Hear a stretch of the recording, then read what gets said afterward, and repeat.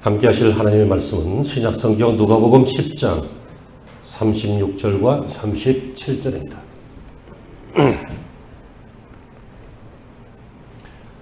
누가복음 10장 36절 그리고 37절입니다. 우리 함께 봉독하시겠습니다. 내 생각에 누가 강도 맞는 자의 이웃이 되겠느냐? 이르되 자비를 베푼 자니이다. 예수께서 이르시되 가서 너도 이와 같이 하라 하시니라.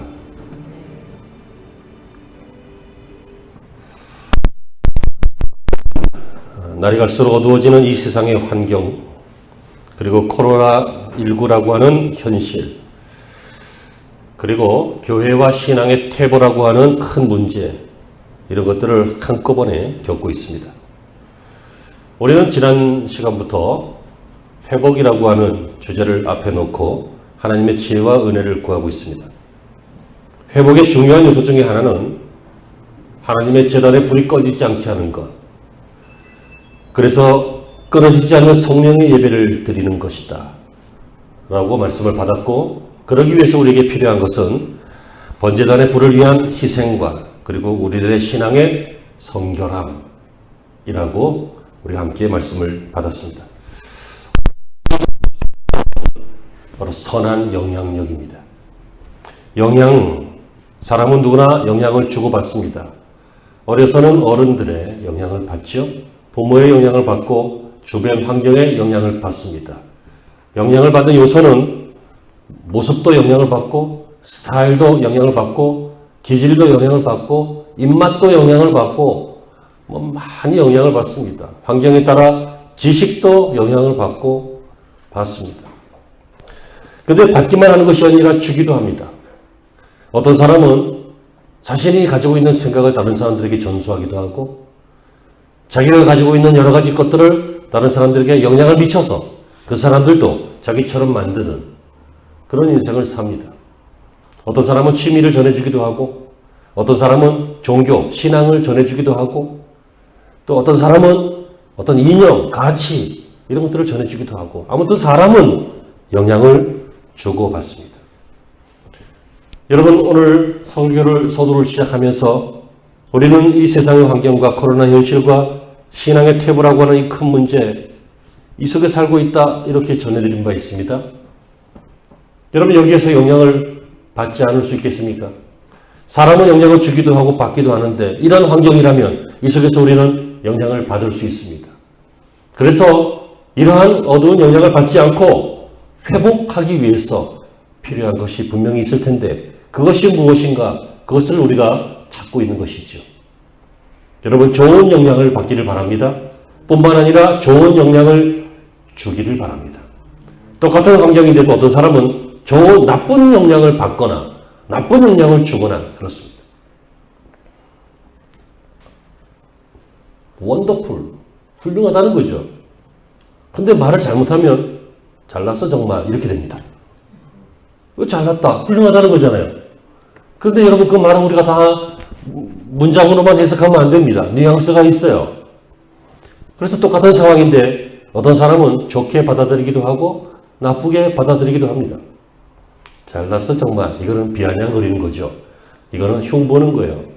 하지만 놀랍다, 정말 멋지다, 잘났다 라고 하는 건 칭찬이 될 수 있죠.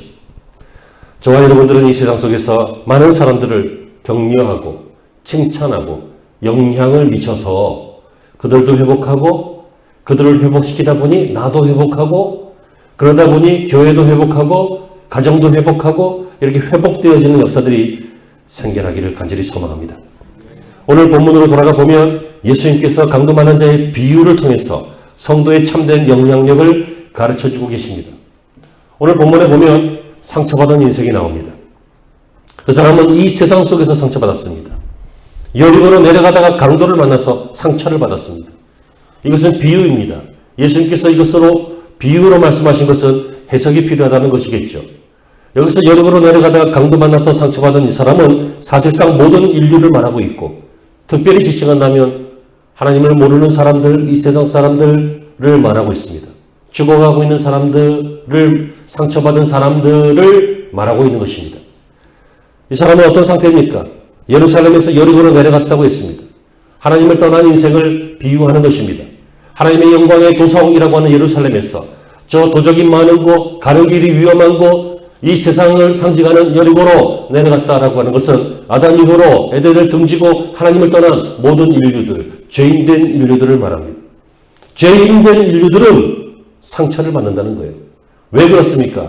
죄인된 인류가 사는 곳이 강도가 있기 때문입니다. 이 강도는 저와 여러분도 강도가 되기도 합니다. 근데 저와 여러분들은 비교적 착해서 한평생 몇 분 안 되죠. 남의 것 뺏을 수 있습니다. 남에게 상처 줄 수 있습니다. 하지만 그보다 훨씬 센 아주 수준 있는 강도들이 있습니다. 사기꾼, 도둑, 폭군, 횡포자 이런 사람들이 세상에 많이 있습니다. 이 사람만 이야기하는 것이 아니라 하나님을 떠나게 하는 사상, 불신앙의 사상, 공산주의 사상, 나치들, 로마의 네로 황제, 바벨론의 느부갓네살, 애굽의 바로 이런 사상, 권력, 힘 이런 것도 강도라고 할 수 있습니다. 문제는 그 모든 것들을 배후에서 조종하고 있는 마귀 이것도 강도라고 할 수 있는데 강도는 마귀, 이 세상의 폭군, 실제 강도들, 뺏고 훔치는 인생들을 통칭한다라고 볼 수 있어요. 여러분 세상이 그렇잖아요. 세상이 뺐잖아요. 여러분 경찰이 와서 나를 잡아갈까봐 안 뺐지 경찰이 나를 안 잡아간다고 하면 과거의 무법시대처럼 어떻게 합니까? 힘 있는 자가 뺏어가죠. 성격 나쁜 사람들이 뺏어가죠. 그게 인류의 역사였습니다. 아니라고요? 불과 몇십 년 전 우리나라 전쟁이 있을 때도 다 빼앗아가지 않았습니까? 일제 치하에 있을 때도 다 빼앗아가지 않았습니까? 지금도 있는 사람들 중에 어떤 양심 없는 사람들은 다른 사람들의 노동자에 마땅한 권리를 그리고 그들이 받아야 할 것들을 빼앗아가지 않습니까? 그래서 뉴스에 나오지 않습니까? 이 세상은 강도가 있는 것입니다. 그래서 이 세상을 살다 보면 안 그랬으면 좋겠지만 옷 벗김을 당합니다. 30절에 보니까 강도들이 그 옷을 벗기고 때려서 거의 죽은 것을 버리고 갔다라고 했습니다. 옷을 벗기고 갔다. 다 뺏어간 것입니다. 인생을 수치스럽게 만든 것입니다. 거의 죽도록 또 맞았습니다. 협박하고 강도가 때렸습니다. 그리고 더 덤비지 못하도록 거의 죽을 만큼 때렸다고 오늘 본문에서 말하고 있습니다. 이런 흉기 때문에 인생은 넘어지고 쓰러지고 지칠 때가 많습니다. 어떤 사람은 밖에서 맞고 집에 들어와 봤더니 집에서 맞고 그래서 피해서 교회 왔더니 해필이면 교회에서 맞고 여기저기서 맞아서 더 이상 나는 있을 곳이 없다 하고 KOP하고 엎어지는 사람들도 있습니다. 그리고 이 강도들은 어떻게 합니까? 우리 인생을 버립니다. 앞선 본문에 보면 그를 거의 죽은 것을 버리고 갔다라고 했습니다. 버린다는 것은 쓰레기라는 뜻이죠. 여러분 여기에서는 물을 담아서 제가 사용합니다. 이거 예배 끝나고 나면 버릴까요? 안 버릴까요? 안 버려요. 왜요? 다음 주에 또 써야 되니까. 하지만 제가 이거 까불다가 떨어뜨려서 깨졌어요. 그럼 버립니다. 못 쓰면 버립니다. 깨지면 버린다고요. 여러분 인생은 버리는 존재가 아닙니다. 인생은 하나님의 형상으로 지음받은 이 온 우주와도 바꿀 수 없는 귀한 영혼을 담고 있는 보석 같은 존재가 인생입니다. 아멘이 되십니까? 여러분이 실감하지 못하더라도 우리 인생의 가치는 우리가 그렇게 평가한 것이 아니라 인생을 지으신 하나님이 그렇게 평가하셨습니다. 그런데 그 하나님께서 우리 인생을 그렇게 귀하게 평가하는 것의 반면에 마귀는 인생을 하찮은 것으로 자꾸만 우리를 몰고 갑니다. 못 쓰면 버리는 것, 쓰레기인 것, 나이 많으면 버리는 것, 실력 없으면 버리는 것, 좀 못났으면 버리는 것. 그래서 이 세상을 어떻게 합니까? 이 세상은 자기에게 득이 되지 않거나 이익이 되지 않거나 보기 싫거나 못났거나 실력이 없거나 나이가 많아지거나 그러면 어떻게 돼요? 버립니다. 여러분 이것이 이 세상이잖아요. 그래서 이런 세상에 살고 있는 저와 여러분들은 어쩔 수 없이 상처를 받잖아요. 하나님을 떠난 죄인된 모든 인류는 이 여리고를 향해서 가고 있는 인생길 동안 간혹 강도를 만나고 간혹 위험을 만나고 간혹 이렇게 울고 죽기 일보 직전이 되고 수치를 당하고 쓰레기 취급을 받으면서 그렇게 살잖아요. 오늘 본문은 이 말씀을 첫 번째로 요약하면 이 땅의 모든 인생들은, 대부분의 인생들은 하나님을 발견하고 하나님을 만나고 하나님을 체험해서 변화된 그 인생들 제외한 대부분의 인생들은 상처받고 있다는 것입니다.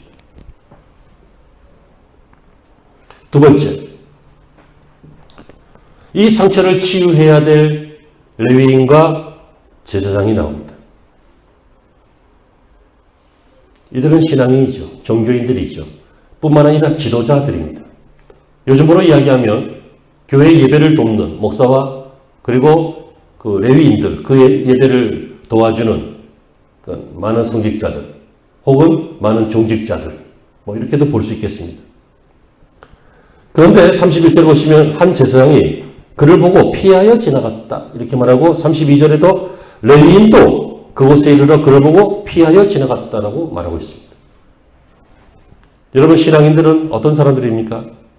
이렇게 상처받은 사람들에게 자기는 상처의 치유를 받았기 때문에 하나님을 만나면 치유받잖아요. 하나님을 만나면 죄사함을 받잖아요. 하나님을 만나면 천국에 대한 확신을 받잖아요. 그러니까 우리는 치유가 되잖아요. 물론 우리도 상처받고 그렇지만 그 상처는 우리는 치유를 받아요. 아멘이 되시길 바랍니다. 그러니까 성도들은, 제사장은, 레위인은 그들을 치유해야 줘야 될 사람이에요. 그런데 오늘 본문에서 보면 두 번째 종류의 사람으로 분류되는데 신앙의 상처를 주는 사람이 되었습니다. 여러분, 이 세상에서 강도가 주는 상처도 많은데 이 신앙 안에 들어왔더니 신앙 안에서도 상처 주는 사람이 있어요. 얼마나 가슴이 아픈 일입니까? 여러분, 옆집 김씨 아저씨가 상처 주는 게 기분 나빠요? 교회 김장로님이 상처 주는 게 기분 나빠요? 훨씬 기분 나쁘죠. 훨씬 크죠. 여러분, 백삼동 백사호 아저씨가 도둑질하다가 걸린 게 놀라워요? 오늘 정 목사가 도둑질하다가 걸리는 게 놀라워요? 신앙 안에서는 위로를 줘야 되는데 상처를 주고 충격을 주면 그게 훨씬 더 큰 것이죠. 그런데 여러분, 이 시대가 그 시대가 아니라고 어떻게 보장합니까? 이 제사장은 하나님을 예배하는 사람들입니다. 레위인은 제사장의 일을 돕는 성직자들입니다.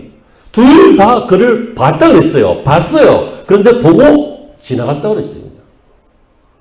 못 봤는데요. 아니에요.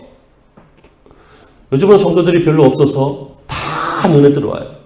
근데 예전에 사람 많을 때, 그 다른 교회 있을 때, 그럴 때는 간혹, 그래도 다 눈에 들어와. 거의. 누가 안 하는지 거의 다 알아요.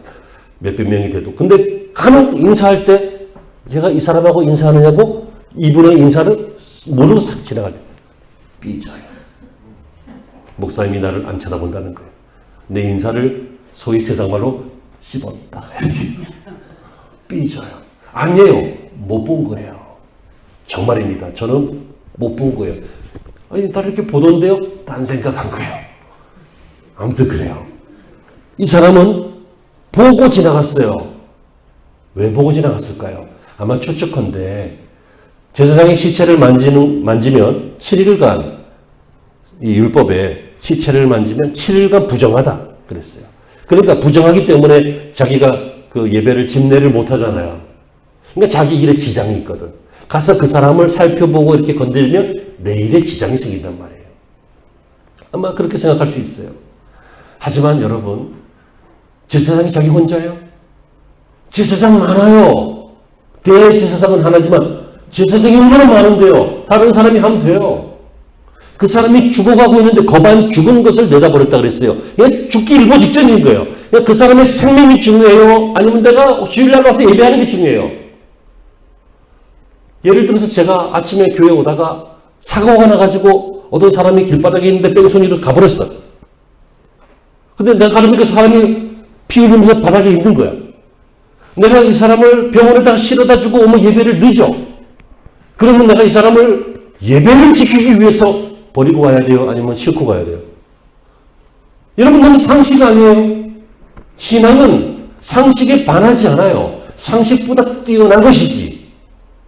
이해가 되십니까? 사람을 살리는 게 먼저죠. 그 사람이 죽느냐 사느냐는 이 사람한테 달렸어요. 그 길에 많은 사람도 지나가지 않아요. 그런데 그냥 보고 지나갔어요. 이것은 예수님께서 신앙은 있어 보이지만 신앙이 실제로 없는 유대인들의 형식주의를 책망하시는 거예요. 형식주의예요. 예배는 드리고 있지만 하나님하고 관계없는 예배 드려요. 신앙생활 하지만 열매는 없어요. 형식주의라서 그래요. 왜 형식주의가 돼요? 이기적인 사람이 형식주의가 돼요. 그냥 나만 생각하는 거예요. 내 입장에서는 안 돼. 그거죠. 그러니까 나만 생각하면 형식주의가 돼요. 그러면서도 스스로 위선적인 인생이 돼요. 자기는 지도자다. 자기는 종교인이다. 내가 저 사람 굳이 만질 필요 없다. 저 사람은 자기 죄 때문에 죽어가는 거다. 아니면 자기 죄 때문에 죽은 거다. 자기 죄 때문에 죽은 자를, 부정한 자를 내가 뭐 그렇게까지 하느냐. 이런 합리화를 해요. 자기의 율법 해석, 종교 행사, 이게 그 사람이 사느냐 죽느냐보다 더 중요한 거예요. 여러분, 사람의 생명보다 더 중요한 것이 없다고 했어요. 예수님께서 이 땅에 오신 이유도 우리의 생명 때문이에요. 하나님이 독생자를 보내신 것도 우리의 생명 때문이에요. 이 세상을 우리에게 다 주신 것도 우리의 생명 때문이라고요. 그분이 십자가에 죽고 부활하시고 우리가 그걸 믿음으로 죽고 부활하는 그 과정도 단 하나만 작용해요. 생명. 생명이 작용하는 거예요. 형통이 작용하는 게 아니고 복이 작용하는 게 아니고. 그렇다면 여러분, 이 사람들, 그들을 살려야 할 사람, 근데 실제로 신앙적으로 상처 주는 사람이 되고 말았던 형식적인 종교인들, 레위인과 제사장으로 얘기했지만 오늘 우리 주변에 우리 교회 빼고요, 있을 수 있다는 거죠. 있을 수 있다는 거예요. 내가 너 때문에 예수님을 믿기 싫다. 이런 얘기를 하는 사람들이 있어요.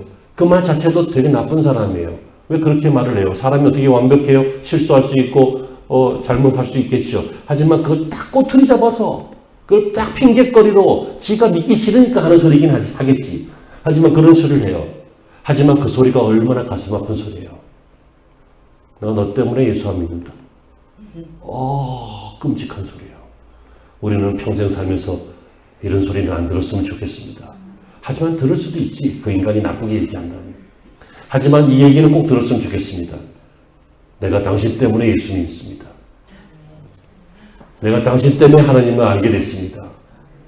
이런 말은 들어야 되겠죠. 어떻게 들어요? 만약에 이 제사장이, 레위인이 가서 막 살려주고 돌봐주고 막 그랬으면 너무너무 고맙다고 감사하다고 뭐 그러지 않았겠어요? 그 주인공이 세 번째로 나옵니다.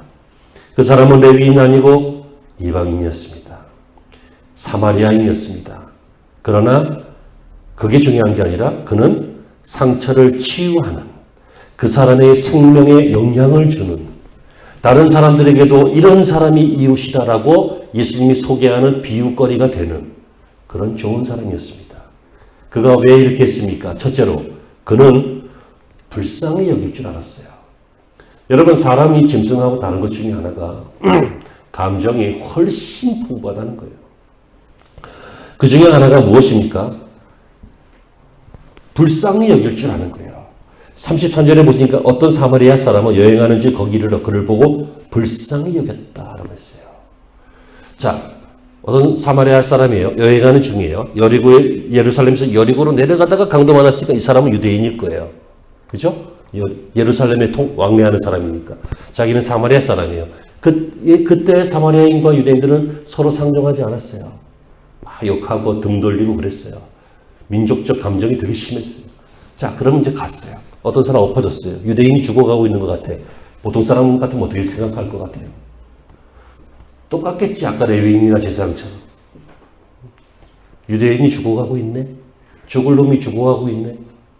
예를 들어 옛날에 우리 일제치하 시대에 일본 사람이 죽어가고 있으면 나쁜 놈 잘됐다. 이런 심정이 있을 수 있잖아. 그러면 안 되지만 있을 수 있잖아. 그걸 민족주의라 그래요. 내 민족은 무조건 잘 돼야 되고 남의 민족은 무조건 안 돼야 된다. 여러분, 우리나라가 중국이나 일본에게 당한 것이 많아서 한이 있다는 것은 이해해요. 하지만 중국인 전체를 미워하고 일본인 전체를 미워하는 것은 여러분들도 잘못된 거예요. 우리들도 잘못된 거예요. 물론 택도 없는 일을 하시는 분들이 계시지. 하지만 역사가 심판하고 그들이 심판할 거예요. 이 사람은 민족주의 없었어요. 또 율법 이런 거 없었어요. 오직 강도 만나서 거의 죽게 된 그 비극적인 참상 자체만 보는, 그 인간이 당한 아픔만 보는, 인간 자체의 고통을 마음으로 느끼는 바로 그런 사람이었어요. 여러분, 누가 영향을 준다고요? 누가 세상 사람들에게 영향을 준다고요? 누가 죽어가고 있는 이 사람, 죽어가고 있는 세상 사람들에게 영향을 줄 수 있다고요? 불쌍히 여기는 사람이에요. 불쌍히 여기는 사람이에요. 여러분, 컵라면 5개, 빵 5개 들고 가서 누굴 먹이겠어요? 하지만 나는 컵라면 5개밖에 할 형편 안 되니까 안 해 하면 아무것도 안 돼요. 하지만 컵라면 5개, 빵 5개 들고 가서 사역을 시작하다 보니 700명 이상을 먹이는, 그들을 불쌍히 여기는, 그들을 돕기를 바라는, 그들이 밥 먹다가 구원받기를 바라는 바로 그런 사역자로 이 사람이 변화되어 가는 것처럼, 여러분, 우리들도 이 사람들을 불쌍히 여기는 마음이 필요해요.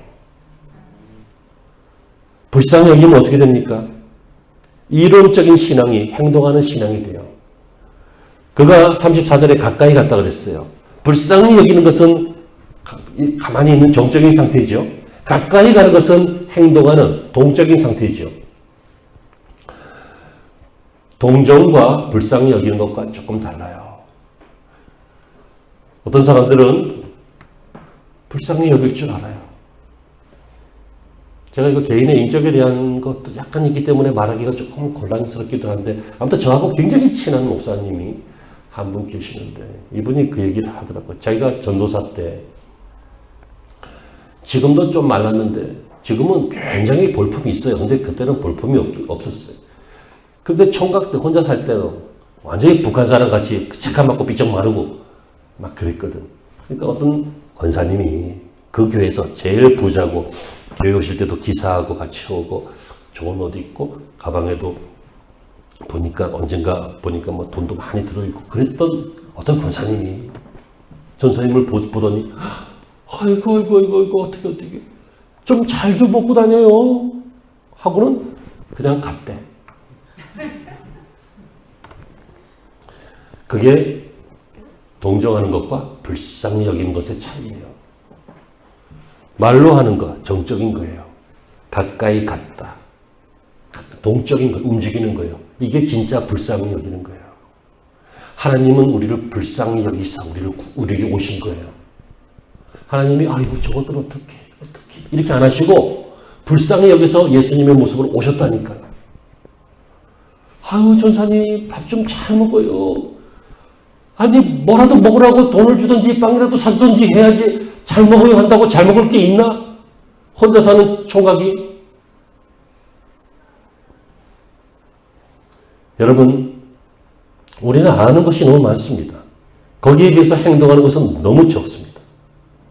그래서 예수님께서 뭐라고 했습니까?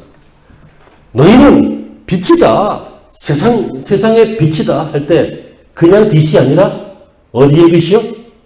세상의 빛이요. 소금이다. 어디요? 세상의 소금이에요. 우리가 교회 안에 있으면 전부 다 그럴듯하시잖아요. 그러지 않아도 인격도 좋고 인품도 훌륭하신 분들이지만 교회 안에 있으면 다 뭐 이렇게 인사도 잘 하시고 좋은 표정이시고,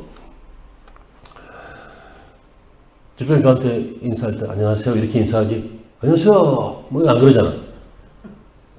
뭐 예의 없고 건방지고 막 이 세상처럼 안 하잖아요. 그런데 세상에 나가면 우리는 그렇게 하기 쉽지 않죠. 그런데 주님께서는 그렇게 하라는 거예요. 세상에서도 소금이 되고 세상에서도 빛이 되라는 거예요. 이 사람은 뿐만 아니라 그를 고쳐줬어요. 34절에 기름과 포도주를 그 상처에 붓고 싸맸다 그랬어요. 지금 거의 죽어가는 사람에게 제일 필요한 게 뭐예요? 고쳐주는 거죠. 치료해 주는 거예요. 어떤 분이 정말 배부른데, 정말 나는 집에 가서 그냥 쉬고 싶은데 뷔페를 가자는 거예요. 그러면 저는 하자는 거 안 한 적 없고 하지 말자는데 한 적도 없고 그래요. 했어요. 가서. 내가 행복하겠어요? 집에 와서 토할 거예요, 아마. 그 마음은 훌륭하죠. 때가 있다는 거예요, 때가. 정말 배고플 때 짜장면 한 그릇 주는 사람이 정말 배부를 때 뷔페를 데리고 가는 사람보다 훨씬 반가워요. 무슨 얘기인지 아시죠? 이 사람에게 지금 고급 철학을 가르쳐 준들 무슨 소용이 있으며, 뭐 연금을 보장한들 무슨 소용이 있으며, 이 사람에게 세상에 온갖 좋은 것 준, 그게 무슨 소용이 있냐고요. 이 사람에게 정말 필요한 것은 지금 죽어가고 있기 때문에 사는 게 필요한 거고, 죽어가고 있기 때문에 목숨 구원하는 게 치료가 필요한 거죠. 이 세상 사람들이 필요한 거 많습니다. 근데 여러분 한번 생각해 보세요. 진짜 필요한 것은 구원받는 것입니다. 그래서 그는 자기 짐승에 태워서 주막으로 데리고 가서 주막 주인에게 돈 주면서 두 데나리온 주면서 이 사람 돌봐줘라. 모자르면 내가 돌아올 때 갚아줄 것이다. 그래서 어거스틴이 뭐라고 했냐면 이 주막은 교회를 말한다. 그리고 돌아올 때 갚아주신다는 것은 주님이 재림하실 때 이 교회가 성도들이죠. 성도가 아픈 사람들을 싸매어주고 도와주고 한 것을 주님이 상급으로 다시 갚아주신다는 뜻이다.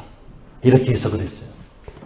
하지만 이 해석이 맞든 틀리든 정말 중요한 것은 죽어가는 많은 사람들, 상처받은 사람들을 상처를 치료해주는 그 사람은 하나님이 보상해 주신다고 약속을 하신다는 거예요. 사랑하는 성도 여러분, 여기에 대한 해석은 이제 대충 끝났습니다. 그리고 나서 주님이 이제 그 율법학자에게 물어봅니다. 사실 이 질문이 왜 나왔냐면 어떤 율법학자가 내 이웃이 누굽니까? 뭐 이런 거 물어보고 이것저것 물어보니까 주님이 이제 비유로 얘기를 하신 거거든요. 비유로 쭉 얘기하신 다음에 자 들어봤지? 어떤 사람이 여리고로 가다 강도 만났는데 제사장이 지나가고 레위인 지나가고 사마리 사람이 고쳐주고 주먹 때리고 이런 거 했다? 자 들었지? 그러면 네 생각에는 누가 이 세 사람 중에 강도 만난 자의 이웃이 되겠느냐? 그거죠. 이 말은 누가 이 강도 만난 사람에게 정말 필요한 사람이냐? 누가 이 강도 만난 사람의 인생을 살려준 그런 선한 영향력을 베풀었느냐? 라고 하는 질문입니다. 율법사가 뭐라고 대답합니까? 자비를 베푼 자니이다. 그때 주님이 또 뭐라고 명령하십니까? 너도 그렇게 해라. 너도 그렇게 해라. 이것은 오늘 우리를 향하신 말씀입니다. 이 말씀이 무슨 말씀이에요? 너도 신앙의 힘으로 세상에 영향을 끼치는 사람이 되라. 여리고에서 죽어가는 사람, 여리고로 가다가 죽어가는 이 세상 사람들처럼 이렇게 많은 사람들이 있는데 거기에 레위인과 제사장처럼 종교적인 형식은 갖추고 있지만 더 상처를 주는 사람이 되지 말고 모양은 있지만 껍데기는 있지만 실상 아무런 도움이 되지 못하는 그런 종교인이 되지 말고 신앙이 있는지 없는지 본문에 나오지도 않지만 사람을 사랑할 줄 알고 하나님의 형상을 볼 줄 알고 불쌍히 여길 줄 알고 그를 구원할 줄 아는 그 사람이 되라. 이것이 우리 예수님의 말씀인 것입니다. 사랑하는 성도 여러분, 구세군의 창설자였던 윌리엄 포스 장군이 굉장히 가슴 아픈 이야기를 했습니다. 20세기 교회의 위험을 지적하시면서 교회의 위험이 이런 것입니다. 첫째, 성령 없는 종교. 종교인데 성령이 없다는 거예요. 그리스도 없는 기독교, 예수님이 없는 기독교, 그리고 회개 없는 사죄, 중생 없는, 거듭남 없는 구원, 영생 없는 천국. 이 자체가 다 말이 안 되잖아요. 여러분, 영생 없는 천국, 그게 무슨 말이 돼요? 거듭남이 없는 구원, 이게 무슨 말이 돼요? 이러면 안 되잖아요. 그런데 이런 일이 있잖아요. 이런 일이 생긴다고요. 오늘날도 많은 교회 안에 설교자들이 희생 없는 십자가를 말하거나 근거 없는 축복만 강조하거나 부담감 없는 신앙생활을 이야기할 때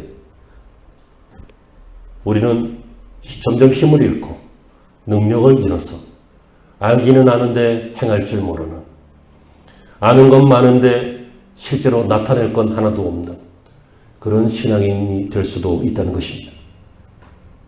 여러분, 십자가는 죄인을 찾는 종교입니다. 십자가는 죄인을 그냥 두지 못하는 종교입니다.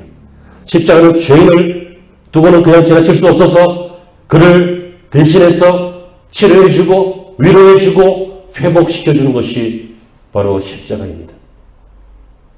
여러분, 우리는 회복에 대해서 보고 있습니다.